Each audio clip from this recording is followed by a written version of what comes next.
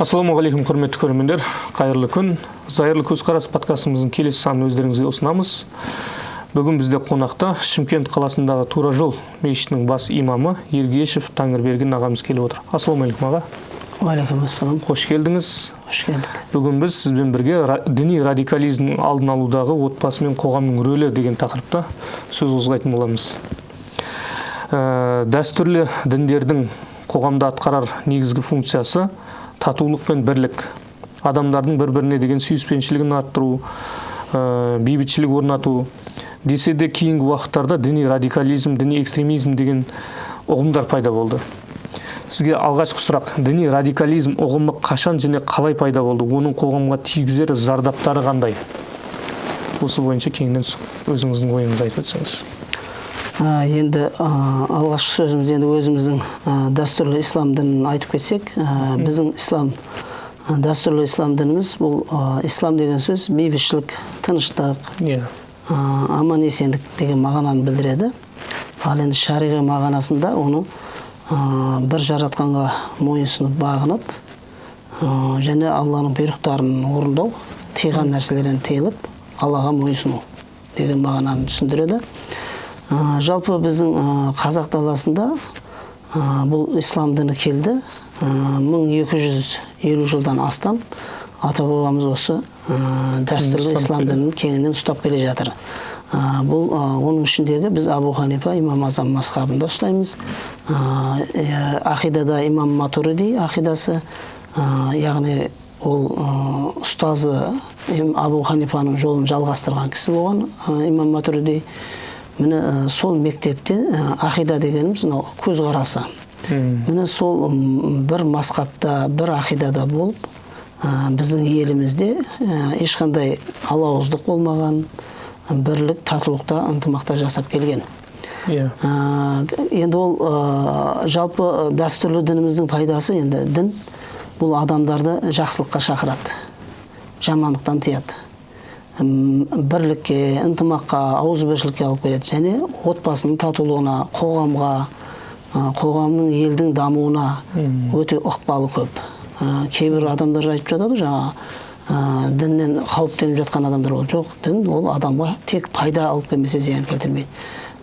Дінімізде проблема жоқ. Негізгі проблема ол адамдарда, ұстаушыларда.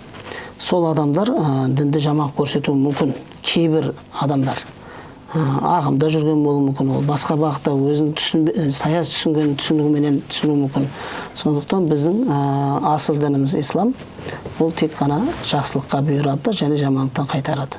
Және оны біздің ата-бабаларымыз қанша ғасырдан бері орындап, құлшылығын, намазын оқып, жақсылығын істеп, халықпен тікелей барлық елмен араласып отырған, оны бөліп жарылмаған. Ешқандай адамның дініне, нәсіліне қарап бөлмеген.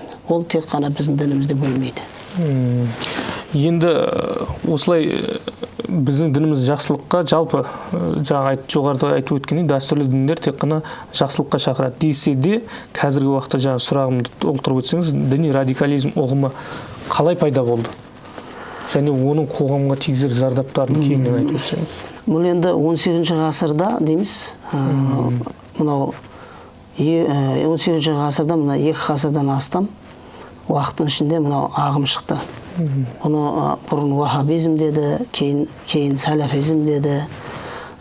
Осы сәләфизм ағымдағы жүргендер, мына біздің дін салт дәстүрімізге, ата-бабамыздың, біздің тіптен өзіміз дінімізге де көп кедергі жасап жатқан жағдайлар бар. Жалпы олар өздерін сәләфизміміз дейді. Бірақ олар сәләфизм деген ұғымның өзі мынадай. Бұрынғы ізгі адамдар деген мағынаны білдіреді. Ізгі ата-бабалар жақсы жолмен жүрген. Енді оны пайғамбарымыздың сөзінде айтқан, ең жақсы заман менің заманым. Одан кейін сахабаларымның, одан кейінгі оларға еруші тәбиіндер, одан кейін атбағут тәбиін, осы 3 нені көрсеткен пайғамбарымыз. 3 бағытты көрсеткен, осы 3 бағыттағы жүргендерді салафи салихин деп айтқан. Ал енді қазіргі таңда біз сәләфи болып жүргендер, ол уақытта сол уақытта өмір сүру керек. Және өздері сол бұрынғы аталарымыздың несімен ерген. Бұл қазіргі мен сәләфизмде жүрмін дегендер, бұлар ағымдар. Олар адамдарды жаңағы біз сол баяғы сахабалардың кезіндегі жүрген адамдармыз деп адамдар шалғытып жатады. Жаңағы немесе адамдарды өздерін өте халықтың арасында өздерін ең мықты дін бізге деп жататындар да бар ішінде. Ал былай қарағанда көзқараста сонда ең жақсы дәуір пайғамбарымыздың өзінің заманы, одан кейін сахабалардан кейін сол сахабаларға ерген тәбииндер, ал тәбииндерден кейінгі сол атбағу тәбиин, сол тәбииндерге ерушілер. Міне ол ары берісі 4 ғасыр 5 ғасырға жетеді несі. Одан кейінгілер олар ахл сүнна уал жамаа дейді. Біздер сүнни дейміз ғой жаңа. Біз соған жатамыз. Енді өзін сәләфиміз деп жүргендер ол сәләфиге жатпайды.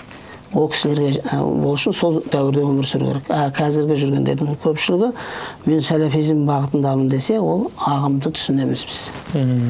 Олар бізге өте қауіпті қоғамға және оның жастарға ермелеп кіріп кетіп жатқан жастарымыз өте көп.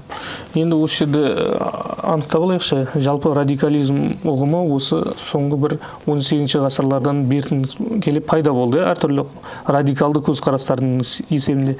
Енді қоғамға тигізер зардабы бар деп жатсыз ғой. Радикалды көзқарастағылар қай жағынан ерекшеленді? Қандай нәрселерді олар алып шығады? Мысалы айтатын болсақ, жаңағы салт дәстүрге қатысты бар, тағы қандай жағынан қарама-қайшылықтар туғызады? Діннің өзінде де түсініктерінде бір қарама-қайшылық қандай жерлері бар? Осыны жастарға, мына көрермендерге түсініктіре айтып өтсеңіз. Радикалдағы көзқарастағылар қандай қарама-қайшылықтарда, қандай нелерде қарама-қайшылықтар тудырады? Олардың қарама-қайшылықтағы мәселесі салт дәстүрімізге келетін болсақ, біздің ата-бабамыздан келе жатқан беташар бар. Келіннің сәлем салу бар, қайнатасына, қайненесіне, немесе қайнағаларына сәлем салып жатады. Мұны осыны олар шірк деп жатады. Негізінде ол атының өзі айтып тұр, сәлем салу деп. Ешқандай ол жерде шірк жоқ.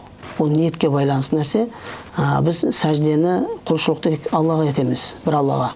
Ал ол жерде сәлем салу, беташар өткізіп жатады, бұның бәрі біздің қазақтың салт дәстүрі.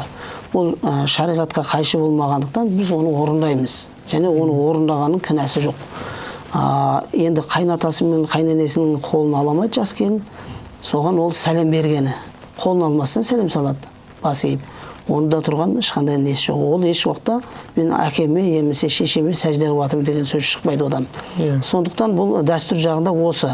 Және кейбір мысалы зиярат етеміз, біздер ата-бабаларымыз басына Құран оқимыз. Шариғат жағынан сол Құран оқуға болмайды, болды өлгеннен кейін. Немесе жаназа оқылған адамға, мұсылман адам, енді ол намаз оқымады дейді, оған Құран бағыштауға да болмайды, оған басына баруға да болмайды дейді. Сосын намаздың ішіндегі қателіктер, олар намазда бата жасайды бізде. Намаздан кейін тәсбих тартады, дұға жасалады. Осы олар дұға жасамай тұрып кетеді. Одан кейінгі тәсбих тартпайды. Содан кейін олар сүннеттерінде оқымай кетіп жатады. Міне осындай іс-әрекеттері бар бұлардың. Бұл енді сәләфизм ағымы, бұл біздің дәстүрлі ислам дінінің, былайша айтқанда, бір сөзбен айтқанда жауы, дұшпаны деп айтуға болады. Олар өте не дейді, үйдің ішінен үй тігетіндер ғой.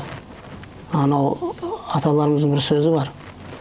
Адам болып келу Алладан, адам болып кету өмірден. Ол өзіңден дейді. Әр адам өзін тәрбиелеу керек.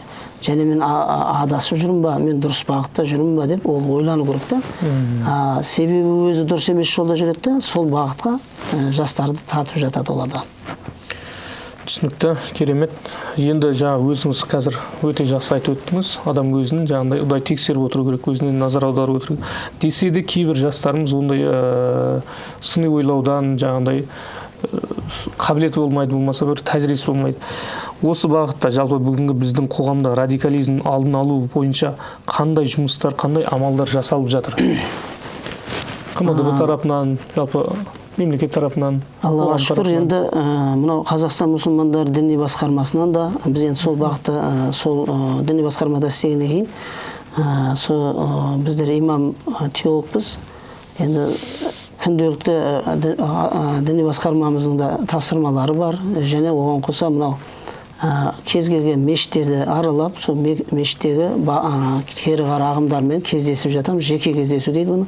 Содан кейін мына түзету мекемелері бар. Осы қаламызда түзету мекемелерінің бәріне де біздің теологтарымыз барып кіріп жатыр, имамдарымыз. Одан басқа мынау Қазақстан мұсылмандар діни басқармасынан пәтуалар және осы экстремизм, терроризмнің алдын алу мақсатында кітаптар, кітапшалар, брошюркалардың көбісі шығып жатыр. Және әр айда кем дегенде 4-5 адаммен бір имам кездеседі. Бұл нақты тапсырмалар. Барлық имамдар қазір осы діни басқармамыздың барлық қызметкерлері осы бағытта жұмыс істеліп жатыр. Әр айда кездесулер бар, жалпы кездесу бар, одан кейін жеке кездесу бар. Осының бәрінде ол іс-шаралар өтіп жатыр. Және алдын ала қаншама жастарымыз, Құдайға шүкір, мына бері қарап жатқандар да бар. Білместен кіріп кетіп жатқандар, адасып, солардың несінде сайтында отыратындар, интернет жүйесі дамыған ғой қазір. Соған ол интернеттен де арқылы кіріп кетіп жатқан жастарымыздар, оны да алдын алу мақсатында біз ол интернетке де өзіміздің мақалаларымызды, жаңа нелерімізді жариялап отырамыз. Бұл діни басқарма барлық жағынан қадағалап, қазір осы жастармен жұмыс істеліп жатыр. Демек, радикализмнің алдын алу бойынша бірнеше бағытта жұмыстар жасалып жатыр. Оның ішінде профилактикалық және де оңалту жұмыстары, және де мынау түзету мекемесінде сол бағытпен сотталғандар бар. Сол сотталғандармен де кездесеміз. Оңалту жұмыстары. Оңалту жұмысы, сол оңалту тобының, біздер сол оңалтудамыз. Сол мақсатта жеке кездесуде бар. Кейін жалпы халықпен, мынау жамағатпен дейміз, мектептер, жоғары оқу бітіретін, жаңағы 9-10 кластарға, сосын жаңағы университеттерге, колледждерге де осындай ұсыныстар түскен кезде біз барып, және өзімізде барып, осы экстремизм, терроризмнің алдын алу мақсатында жастарға осы нәрселерді айтып жатырмыз. Жұмыстың нәтижесі көріне ме жалпы? Жалпы көрінеді. Өте көп жастарымыз қазір түсініп қалды. Қайсы ағым, қайсы дәстүрлі ислам діні, қайсы дәстүрлі дін, қайсы сектадағы ағымдар екенін ажыратып жатыр қазір жастарымыз. Яғни діни сауаттылық, құқықтық сауаттылық жағдайында артып жатыр дейсіз ғой. Түсінікті. Енді келесі сұрақ, жат діни ағымдардан, радикалды діни көзқарастардан жастарды сақтауда отбасының рөлі қандай болуы қажет? Жалпы қазақ отбасы жат діни ағымдардан сақтану үшін маңыздылығы қандай? Кеңінен осыған тоқталып өтсеңіз. Енді бұл жерде ата-ана ең бірінші өзі дәстүрлі ислам дінімізді білу керек. Егер білмеген жағдайда баласының келешектегі ағымға түсіп кетпеу үшін, ол кейбір кісілер жаңа мешітке барма, ағымға кіріп кетесің, неге кіріп кетесің деп жатады да, тыйым салып жатады. Бірақ ол бәрібір басқа достарменен, достар арқылы, интернет арқылы кіріп кетіп жатқан жағдайлар өте көп. Сондықтан ата-аналарға айтарымыз, біздің өздері білмесе де, исламнан хабар болмаса, онда кез келген мешіт, өзінің жанында мешіттер болады. Әр өзінің ауданында, мысалы, Әл-Фараби, Еңбекші деген сияқты, өзіне қарасты мешіттерге барып, сол жерде наиб имамдар, ұстаздар, имамдар, білім беретін ұстаздар жеткілікті қазір. Солардан тәлім алу керек. Сосын жаңа Қазақстан мұсылмандар діни басқармасы немесе мемлекет тарапынан бекітілген арнайы кітапшалар бар. Соларды ғана оқуға кеңес береміз біз. Кез келген сайтқа кіре беруге кеңес бермейміз, себебі ол қандай бағытта. Мысалы, Шымкент KZ, біздің оңтүстіктің, енді Шымкент қаласының өзінің нелері бар, сайттар бар, соларға кіріп имамдардың, жаңағы уағызшылардың, теологтардың айтып отқан нелері бар. Сол арқылы да дінді үйренуге болады. Енді намаз үйренемін, дінді үйренемін дейтін жастарға ол міндетті түрде ата-анасы апарып мешітке апару керек, немесе сол мешітке бару керек. Мешітке ұстаздарға бару керек. Анау достарымен немесе басқа біреулермен кетсе, ол мүмкін ол адасып жүрген біреу шығар, ол басқа бағытқа салып жүруі мүмкін. Сондықтан біз ата-аналарға айтатын неміз, не деп айтамыз, ұсыныс деп айтамыз, өтініш деп айтамыз. Ұсынысқа қазір толық келеміз. Өтініш деп айтамыз. Ата-аналарға сол ең бірінші өзі үйрену керек, дін жағынан хабар болу керек. Егер хабар болмаған жағдайда, сонда енді өзінің үйіне жақын жердегі мешіттерге барып, сол нәрселерді біліп балдарына сол исламды солай дәстүрлі исламдан үйретуге болады. Өте орынды ұсыныс. Енді мына жерде қазақы отбасының құндылықтарына кеңінен тоқталыңызшы. Жалпы қазақы отбасының құндылықтары қандай болған? Тарихи жағынан, қазіргі жағынан, осы жағынан біз отбасылық құндылықтарды ала отырып, жаңағындай жат діни ағымдардан қалай сақтана аламыз? Құндылықтар жағынан айтып өтсеңіз, жалпы отбасы құндылығынан. Енді отбасы құндылық деген біздің бұрынғы ата бабаларымыздың салт дәстүрі. Қызды 40 үйден тый дейді. Балаларына мәселен садақ атуды, жігітке жеті өнерді азық дейді ғой жаңа. Сол айтқандай жаңа атқа мінуді, күресуді, әке жалпы балаға өзі тәрбиеші болу қой. Жаңағы пайғамбарымыздың да бір сөзі бар. Ол кісіге Алланың салауаты мен сәлемі болсын, былай деп айтады. Әкеден балаға қалған мұра, ең үлкен мұра, ол әкенің тәрбиесі дейді. Әкені көріп бала тәрбиеленеді. Сондықтан көп ата-аналар әке болған адам баласын ертіп жүру керек қасына. Бала мынандай болады, мына нәрсе мынандай болады, балаға үйрету керек. Баланы жас кезінен үйретсе, шыңдаса, бұрын біздің бабаларымыз қалай тәрбиелеген? Балдарын қасында алып, билердің, болыстардың, үлкен жиындарға, асқа жиындалса, үлкен жиын болса, соны баласын ертіп апаратын болған. Солай балдарын тәрбиелеген. Қыздарды да аналарымыз тәрбиелеген, оларды да 40 үйден тыйған, және қыздарға өте бір сыпайы, әдебін, киім тоқуды, өрнек тоқуды, не дейді, қыздарға жарасатын өнерлер бар ғой енді, сол нәрселерді үйретіп отырған аналарымыз. Міне бұл сол дәстүріміздегі бұрынғы Абай, Шәкәрім, біздің де ғалымдарымыздың бәрін, сол бабаларымыздың айтқан нақыл сөздерін, өсиеттерін балаларымызға, қыздарымызға айтып отыруымыз керек дастархан басында. Одан кейін бір жерге етіп барған кезде де сондай тыңдасын деп етіп бару керек. Қазіргі балдардың қолында не? Сотка, ұялы телефон. Ата-ана оған қарын тоқ болғанына, қарын тоқ киімі бүтін болғанына, соған өзінің парызын сол деп есептейді. Материальный жағдаймен есептейді. Мен қарның тоқ болдым, киіміңді әпердім, оқуың ақшасын төледім. Енді ары қарай сен өзің көр дейді. Оның кіммен тәрбие жағын мектепке жүктеп қояды. Жүктеп қойды, иә. Болмаса балабақшаға деген сияқты. Олай болмайды. Имам болмаса мешітке жүктеп қойды. Жауапкершілікті былай жатқанда сезінбей қалады. Сезінбей, дұрыс айтасың. Сондықтан ол ата-ананың өте жауапкершілік, анау хадисте айтады ғой, әрбір ата-ана өз балалары үшін жауапты деген хадис бар. Әрбір адам ата-анасы бала-шағасы үшін жауапты болады. Ал енді әйел балалары, қыздары үшін жауапты деген. Сондықтан біз балаларымызға келешекте жақсы болу үшін, олардың келешекте мықты болып, жақсы маман болу, келешекте қызым жақсы болсын десе, балам жақсы болсын десе, қазақтың өзінің салт дәстүрінің өзі не деген тәрбие бар. Не деген дінмен ұштасқан, иә. Өзі қарасаңызшы міне. Бірақ мысал айтсам болады менде. Көп мысалдар көп енді. Қонақ келетін болса, қонақ күтіп ал дейді. Күтіп қарсы ал дейді. Және қонаққа қолына су құй дейді. Кейін қонақ кететін кезде оны үйден шығарып тағы қолына су құяды. Бұл хадисте де бар. Мысалы, дәстүрге еніп кеткен. Содан кейін жаңағы амандасу. Амандасу да бұл пайғамбарымыздың сүннеті.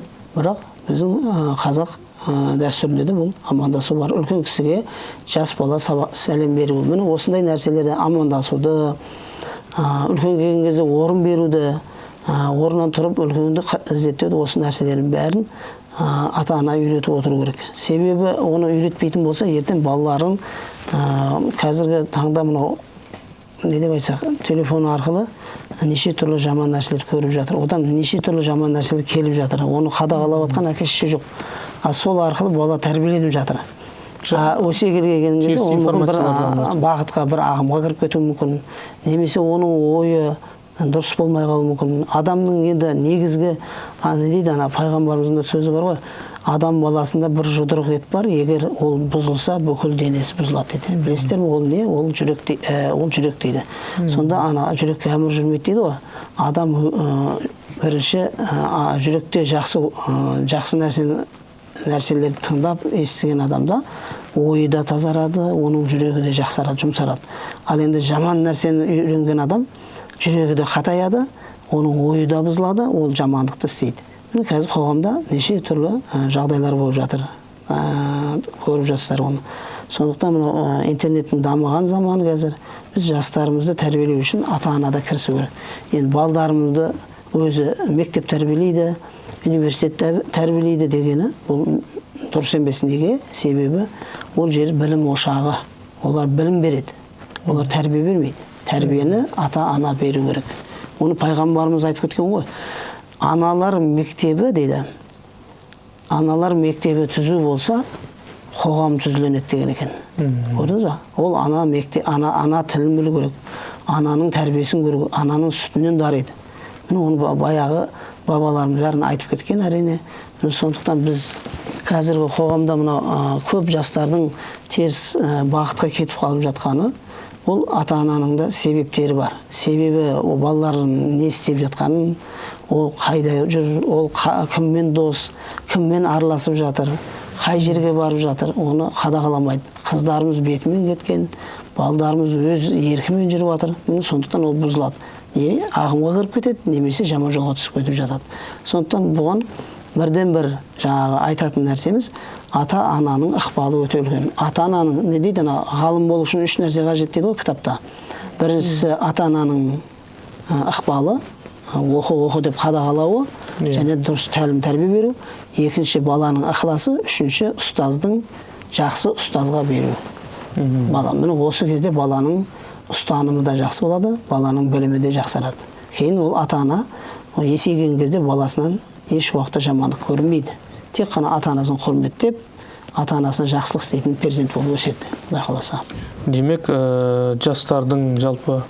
жастардың дұрыс діни көзқарасын қалыптасуында отбасының рөлі үлкен дейсіз ғой, жалпы. Діни көзқара қалыптасуына және жат діни ағымдарға қосылуының алдын алуда отбасының рөлі үлкен дейсіз ғой. Керемет, жаңа өзіңізге сұрақ қойған болатынмын. Мынау радикализмнің алдын алуда қандай жұмыстар жасалып жатыр деген кезде сіз мынау өзіңіздің КМДБ тарапынан, мемлекет тарапынан жасалып жатқан жұмыстарға тоқталдыңыз. Енді радикализмнің алдын алуда қоғамның рөлі қандай атқарар? Яғни біздің жат діни ағымдарда тек қана КМДБ тарапынан емес, немесе бір мемлекет тарапынан емес, қоғамның да бір үлесі болу керек қой. Жат діни ағымдардан сақтануда қоғамның рөлі қандай болу керек? Қоғам не істеу керек? Енді бұл үлкен бір мәселе. Мен енді шамам келгенше айтып көрейін. Бұл жалпы не деп айтады, жаңа бір жерде бір бүлік шықса, немесе мысал ретінде айтайыншы, бір жерде от шыққан болса, сол отты шарпымай жатып, ертерек барып өшіретін болса, көрген адам үлгереді, өшіре алады да. Ал ол оны өшірмей бірден маған қасы жоқ қой деп кететін болса, ол өршіп ары қарай жанып кетуі мүмкін. Ол одан ары қарай ұласып үлкен пожар болады енді. Былайша айтқанда, оны өрт сөндірушілер сөндіру керек, солар шақырам деген сияқты. Бұл жерде тек қана бір саланың маманы ғана келсін, солар ғана айналсын деген көзқарас. Бұл дұрыс емес. Себебі имамның тірлігі, немесе теологтың тірлігі, немесе мемлекеттің қарамағаны, мұфтияттың қарамағаны деген қазір енді бір жақты көзқарас болып қойған адамдар көп қой. Жоқ, оған енді ел болам десең, бесігің түзіле дейді. Аталарымыздың сөзі ғой. Сондықтан біз ел болам десек, онда біздің бұрынғы билеріміз, болыстарымыз, аталарымыз бұндай нәрселерге жауаппен қараған. Былай шағаранда маған қатысы жоқ демеген.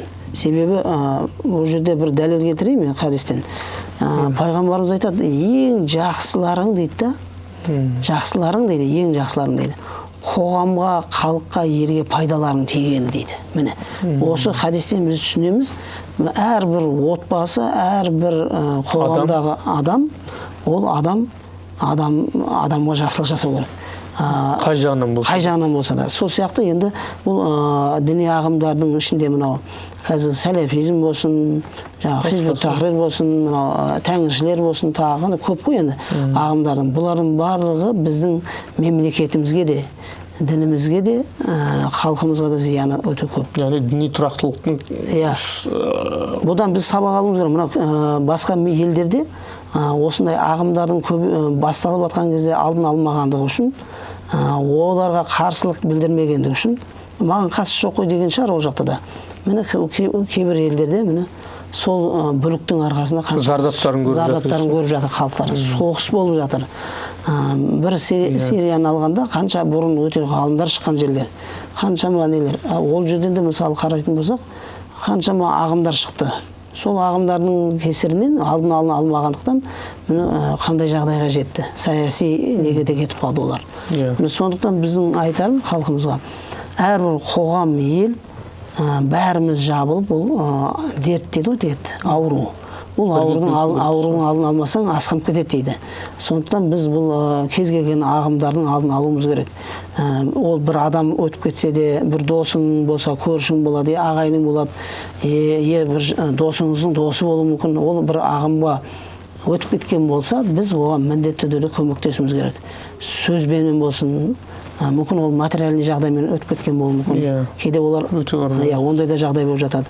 Немесе ол бір қиындықтардан өтіп кеткен болуы мүмкін. Сонда біз көмектесетін болсақ, ел болып, онда бұл ағымның алдын алған боламыз. Осы мен бір не келтіріп кетейін, осы біраз жылдар болып кетті. Мен 2003 жылы Постумный больница жақта бір мешітте, Әл-Билал қазірде бар, сол мешітте істегенімде бір жігіт осы бағытқа кіріп кеткен еді. Бір күні айтады, аға дейді, мен әкемнің жағасын алдым дейді. Жағасын алып, сен кәпірсің, имансызсың деп айттым дейді. Әкем арақ ішетін еді дейді. Бірақ сондай ауыр сөздерді айттым дейді. Бірақ өзімнің әкеме қалай жағасына қолым барып қалғанын білмеймін дейді, ашу үстінде. Соншалықты жаңағы ағымға кіргендіктен өз әкемді жәбір көрсеттім дейді. Күндердің күнінде ол жігіт менімен араласты да, ол ағымның теріс екенін, мен сол жерде имам болып істейтінмін ол кезде, 2003 жылы. Сол жігітке көбірек насихат айтып, көбірек көңіл бөлдім. Және материальный жағдайда өте онша емес еді. Қолдан келгенше көмектесіп тұрдым. Кейін ол жігіт араб тілін үйренді, Құран үйренді, басқа да намазды да үйренді. Олардан, аналардан үйренген нәрсесінің бәрін қате екенін түсініп, қазір өз кәсібімен жұмыс істеп жатыр. Әйелімен де ол кезде бойдақ еді. Бала шағасымен де ажырасып кетейін деген ол. 2-3 рет кіріп шықты соған. Үшіншісінде қайтты ғой. Міне сол бұл біздің оған дер кезінде көмектескеніміздің салдарынан қазіргі күнде ол жігіт әкесімен де татуласып, отбасы, 4 бала шағаның әкесі қазір жақсы өмір сүріп жатыр. Кері қарағыма әкемді ұруға дейін бардым, бұл бағыттың жаман екенін түсіндім аға деп. Міне ұстаз деп қазіргі күнде араласамыз біз. Бұл болған уақиға өзімнің басымыздан өткен. Сондықтан мен ойлаймын, кез келген адамды қайтаруға болады. Егерде көбірек 5 жыл, 6 жыл көбірек ой не дейді, ақида дейді бізде, сенімі. Вирус кіріп кетсе шығару қиын ғой. Сол сияқты қатты кіріп кеткендер сәл қиындау болуы мүмкін. Бірақ дегенмен түсіндіріп жеткізетін болсақ, ол бағыттан қайтады. Сондықтан ел болып, халық болып, ата-ана болып, біздер бәріміз балаларымызға дұрыс тәлім тәрбие беруіміз керек. Оларға дұрыс бағыт көрсету керек. Мейлі ол намаз оқысын, оқымасын, бір дұрыс адам болып тәрбиелену керек. Қоғамда адамға адам жақсылық жасау керек. Біздің дінімізде, дәстүрлі ислам дінімізде еш уақытта адамды бөлмеген, ақ, қара демеген, немесе ол нәсіліне, ұлтына қарамаған. Және тіптен мынау имансыз болса да ол адамға жақсылық жаса дейді. Көрдіңіз ба? Сондықтан біздің дінімізде, дінде, ол сөзім басында айтып кеттім, дінде проблема жоқ. проблеманың бәрі ол адамдарда. Сол ғой. Адам дұрыс өзін, әр адам өзін тәрбиелейтін болса, дұрыс мамандарына барса деп ойлаймын мен. Әсіресе білімсіз болмайды бұл нәрсе. Білім ошағына, сол мамандарына барса деймін. Теологқа барса да, мешітке барса да, сол діннен хабары бар адамдардан үйреніп жатса, ата-аналары соны бағыттап отыратын болса балаларына, онда қоғамда ондай ағымдар азаяды, Құда қаласа. Өте орынды, жаңа жақсы мысал келтірдіңіз. Жалпы қоғамның рөлі өте үлкен. Ол жерде тек қана бір белгілі бір ұстаздың, болмаса белгілі бір мемлекеттік мекеменің жұмысы емес, қоғам ретінде. Жаңағы соңғы кезде мынау дін мамандарының айтуы бойынша, сондай-ақ зерттеулердің қорытындысында жат діни ағымдарға жастардың қосылу себебінің бірі жаңағы жұмыссыздық, болмаса бір материалдық жағдайының төмендігі.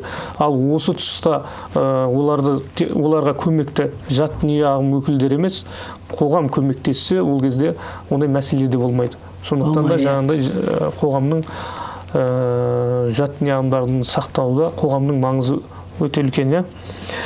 Енді осы жат діни ағымдарға, жалпы дін жайлы енді қызығып, дінді енді ұстанып жатқан жастарға айтар кеңесіңіз қандай? Жалпы өзіңіз бірнеше кеңес айтып өттіңіз, толықтырып өтсеңіз енді. Енді жастарымызға айтатын кеңесіміз, ақыл кеңесіміз, біріншіден ата-анасын тыңдасын дейміз. Ең бірінші ақыл кеңесіміз ата-ана. Ата-ана өмірді көрген. Екінші, сол ілім алып отқан орта дейді ғой жаңа. Мектеп болуы мүмкін, университетте болуы мүмкін, колледжде мүмкін, сол ұстаздарды тыңдау керек. Одан кейін дін жағында болатын болса, тек қана дін мамандарына бару керек. Интернеттен, бізден Google шейх деп қойым жаңа. Ол Google шейхтан үйренбеу керек. Оның ішінде неше түрлі нәрселер бар, адамды азғырып жіберетін. Сондықтан оны мамандарына бару керек. Жаңа дінді мешіттеріміз ашық, медреселер бар, сондай тиісті теологтарға, сол мамандарға барсын деп ұсыныс берерім жастарымызға. Ал жастардың ең бірінші білім алу керек. Және ата-анасын тыңдау керек. Сол ата-анасын тыңдаса, ол қор болмайды. Мен ата-анам адасқан демеу керек. Егер ата-ана болмаса, перзент дүниеге келмейтін еді. Сондықтан ең бірінші олар ата-анасын тыңдау керек. Ұстаздарын тыңдасын. Енді тиісті, қазір Құдайға шүкір ғой енді, оқимын деген, үйренем дегендерге барлық жерде қызмет жақсы. Мемлекеттен де қарастырылған. Қазақстан мұсылмандар діни басқармасынан да барлық мешіттерде, медреселерде жағдай жасалған. Келемін деген кісілерге есік ашық, иншалла. Өте керемет, құрметті Тәңірберген аға, студиямызға келіп, осы күрделі тақырыпта сөз қозғап, өзіңіздің ой пікірлеріңізбен бөліскен үшін сізге үлкен алғысты айтамын. Құрметті көрермендер, бүгінгі тақырыбымыз өте күрделі де әрі маңызды. Діни радикализмнің алдын алуда қоғам мен отбасының рөлі, маңызы жайында біраз ақпараттар берілді. Жалпы еліміздің, былайша айтқанда, мынау отбасы бұл мемлекет ішіндегі бір мемлекет болып саналады. Сондықтан да кез келген мәселеде отбасының рөлі, атқарар рөлі үлкен. Сондықтан да жастарымызды тәрбиелеуде, оларға дұрыс бағдар беруде отбасының, сонымен қатар қоғамның рөлі маңызды екенін ескереміз. Құрметті көрермендер, бүгінгі біздің подкастымыз осымен тәмам. Келесі кездескенше сау, сәлеметте болыңыздар.